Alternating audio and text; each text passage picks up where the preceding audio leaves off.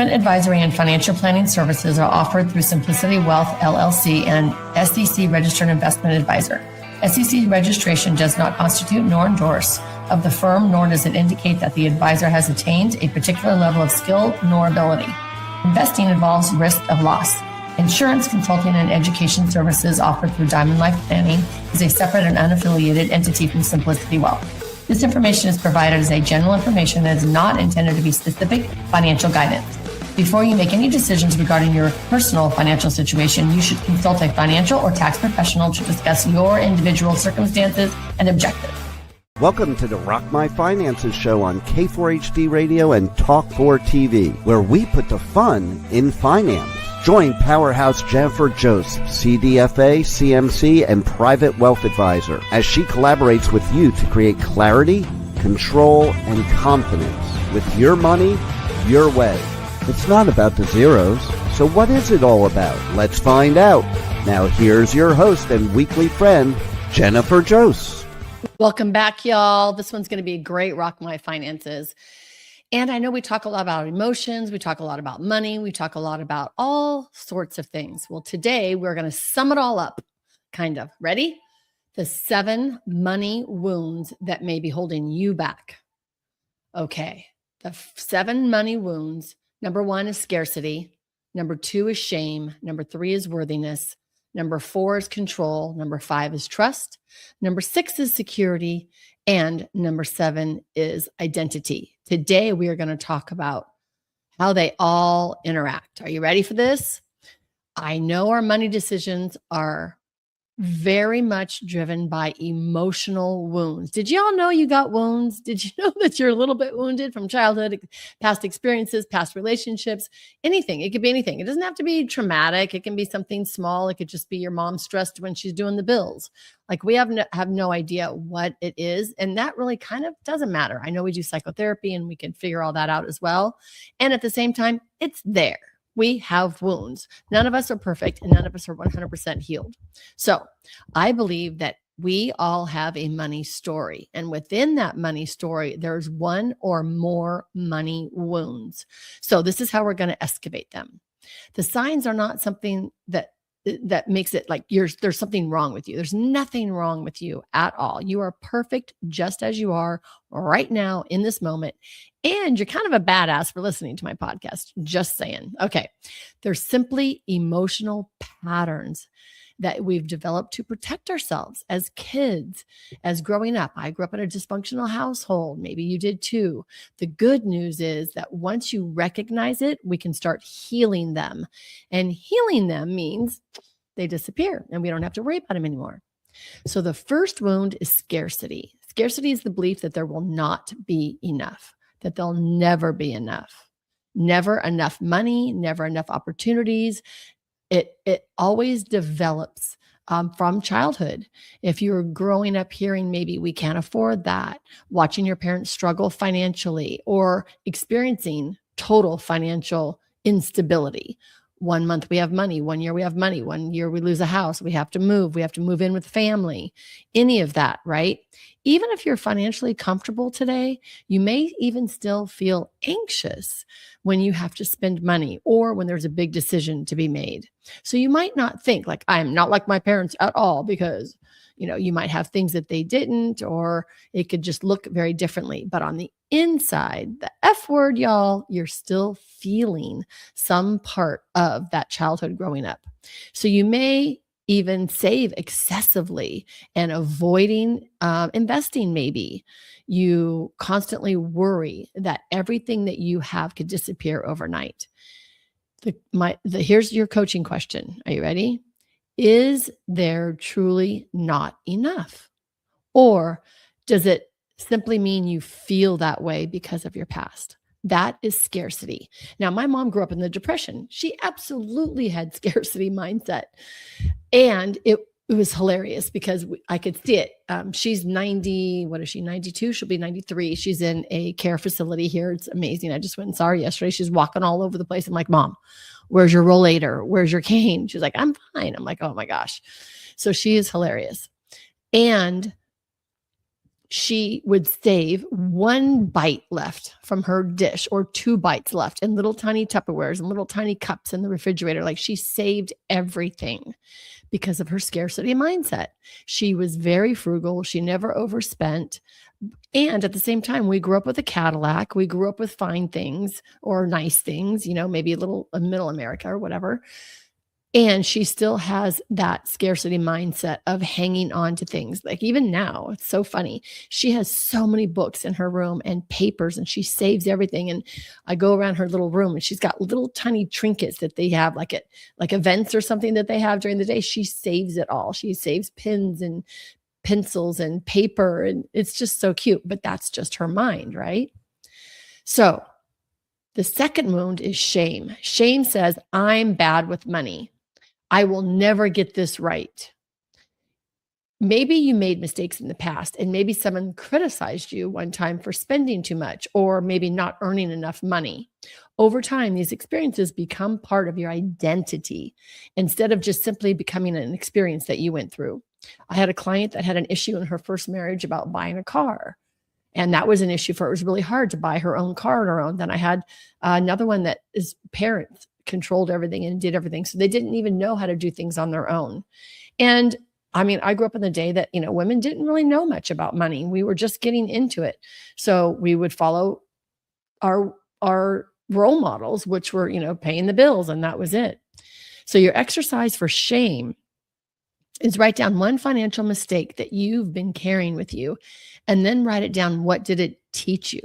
Let's turn that shame into actual wisdom. So for me, I sold a car to the manager that was working for me, but I signed on the wrong side of the pink slip. So instead of signing that I'm a lien holder for $10,000, I signed on the front of the pink slip and gave it to her. And she went and sold it that day and left the state. So I was out $10,000, Ken. And you say, stupid? Yeah. Right. So for me, what I learned from that was I was moving way too fast. I was on the phone. I needed to tell her to pause and wait until I was ready to get to that task so that I could actually think about that task. But instead, I was in my rush mode trying to do a million things at once. And I thought that's the way life needed to be. So I learned a big lesson to slow down and to look at everything that we're doing. Our third wound is worthiness. This wound kind of whispers, I don't deserve wealth. Like, I shouldn't charge any more for my services. Or if I become successful, people will not like me anymore. I will be lonely, right?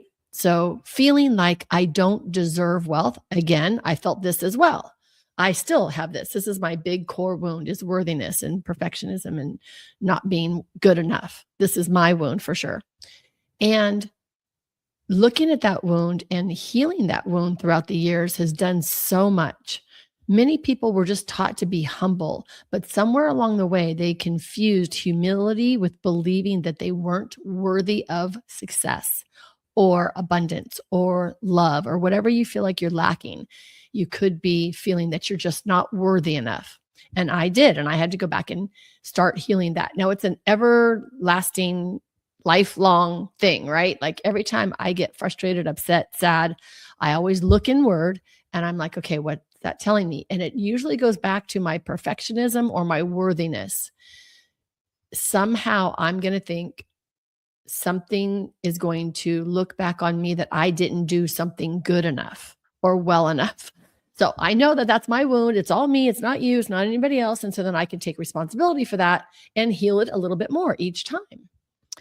Okay, here's your coaching question for worthiness. If I truly believed I was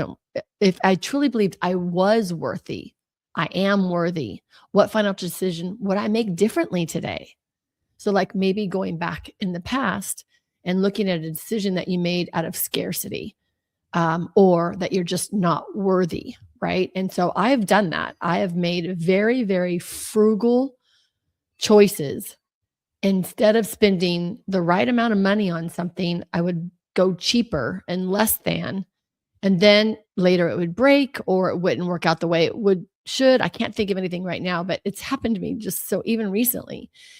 And I'm like, dang, I should have just spent the good amount of money in the first place because I am worthy of having that unit to work or whatever it might be, right?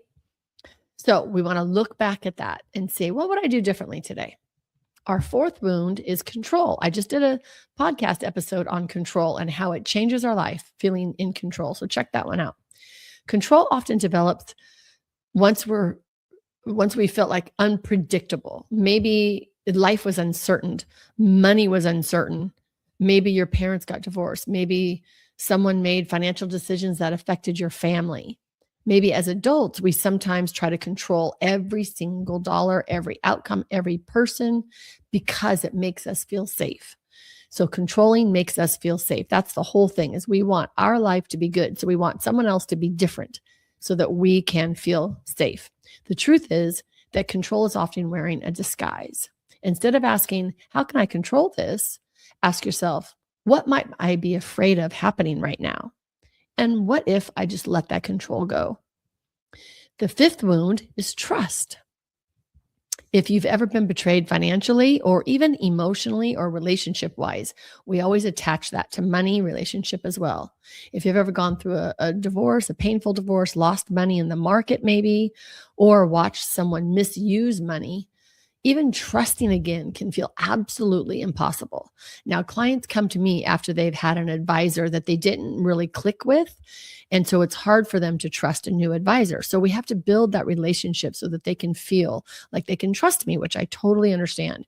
Just like a love relationship, right? It's like if we've ever been betrayed before or lied to or cheated on in a relationship, oh my gosh, to be able to get over that and to love again, it takes work. It takes time. It takes effort. It takes choice. It takes the choice to let the old beliefs go and to step into the new beliefs for our new us, our new reality, right? So you may struggle to trust financial professionals, you trust love relationships again, and anybody that's lied to you, maybe friend relationships. You may struggle to trust your spouse just because of life and past experiences. And a lot of us struggle to trust ourselves. I get a lot of clients come to me that they just want me to be their sounding board and their friend in this money world because they don't trust themselves to make the right decision. So they need someone to bounce it off against. Normally, one spouse doesn't want to talk about finances and doesn't want to go there, but one does, but doesn't want to do it all on their own. So I'm a perfect sounding board for that type of a thing, right? So that you can learn to build that trust. Healing begins with one small decision at a time, because then you're going to prove to yourself that you can trust yourself or someone else as well. So like when I get a new client that's been had a hard, tough relationship with an advisor in the past, we will just make very small steps in their financial world because they need to learn to build that trust. So before we go hog wild all in on something, we need to build that trust. Just like a relationship, you need to date, you need to go out to dinner, spend time together. Of course, I'm going to say play pickleball together because I'm addicted. Things like that. Go golfing together, spend time together before you start jumping into bed, jumping into monogamy, jumping into all of that.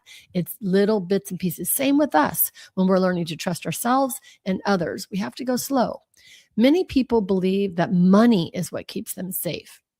While money certainly creates options and opportunities, but no amount of money can absolutely eliminate all uncertainty. Sorry to burst your bubble, but it doesn't matter how much money you have. The feelings around money will still be there until we do our work to heal them. That's why I say it's not about the zeros. I have clients that are barely making it. I have clients making low six figures. I have multimillionaires. They all have same beliefs, feelings, and wounds around money. It doesn't have anything to do with the zeros. So we want to be able to heal this so that we can bring in what we really deserve. If your entire sense of safety depends on your bank account, then you're probably never going to feel like you have enough. And that's going to trickle over to your love relationships as well, and your friendships. Real financial confidence comes from knowing that even when life changes, you can adapt. You might need support and different support, new people in your life, whatever, but trust yourself that you're always going to be able to figure it out. Ask yourself, am I building wealth or am I chasing certainty? The seventh wound, here we go, is our last wound, is identity. This may be the deepest wound of all. When our identity becomes attached to money, every financial success inflates our confidence and every setback destroys our confidence. If your portfolio is not your identity, your paycheck is not your identity, your net worth is not your self-worth, Your net worth is just net worth. It has nothing to do with who you are as a person. You are valuable because of who you are, not because of what you own, not because of what you do, not because of what you have. It's because who you are. You're alive, breathing on this planet right now. So you are a badass and you're listening to this podcast. So you're even getting smarter. Just saying. Here's what I'd love for you to do for the week. Take out a journal. You should have your money journal because I always have homework on my episodes, and write these 7 words down. Are you ready? Number 1, scarcity. Number 2, shame. Number 3, worthiness. Number 4, control. Number 5, trust. Number 6, security. Number 7, identity. Next to each run, rate yourself from 1 to 10. Which one shows up more often in your life? Which one creates the most amount of stress? Which one keeps you from making financial decisions that you know you should be making now?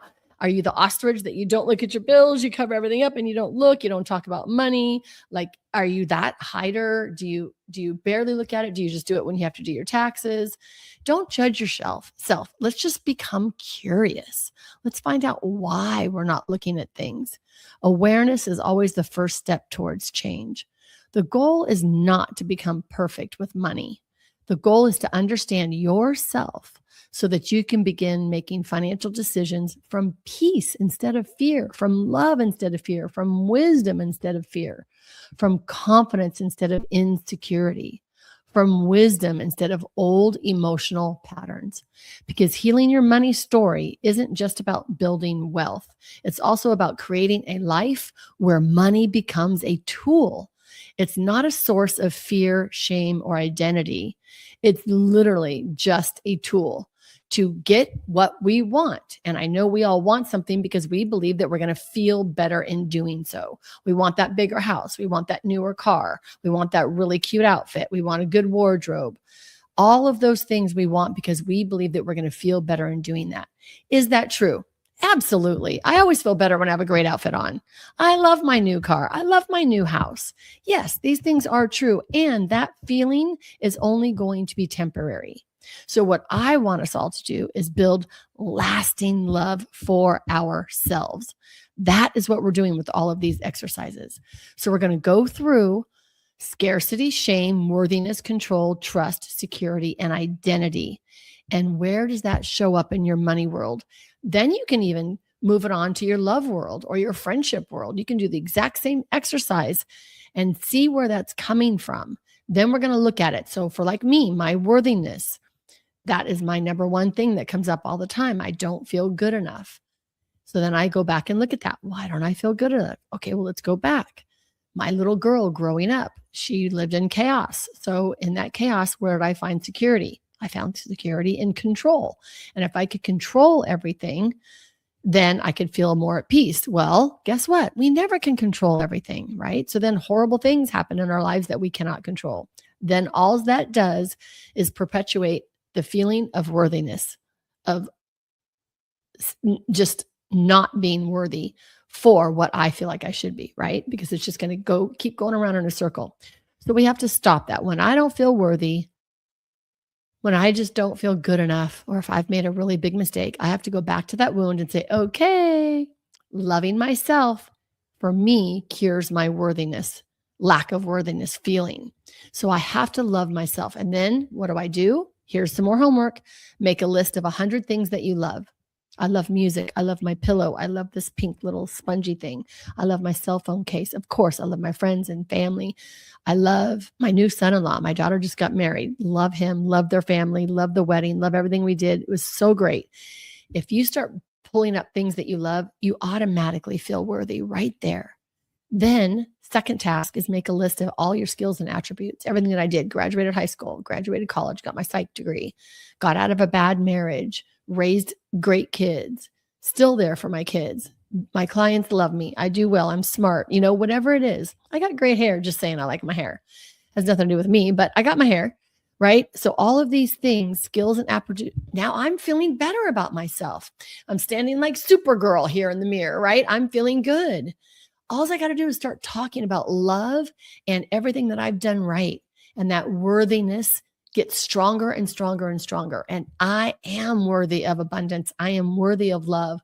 I am worthy of wisdom and wealth and health. And I'm worthy of the best one, fun. Yes, I freaking love fun. Love, love, love it. I am worthy of fun. I love it.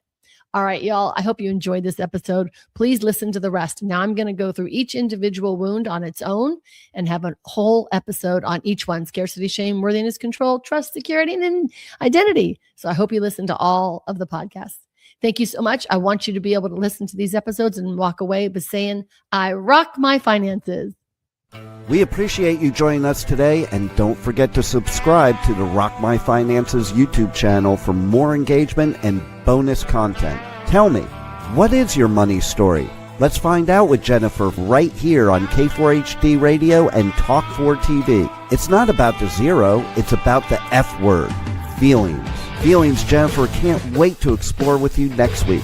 Until then, let's all say, I rock my finances.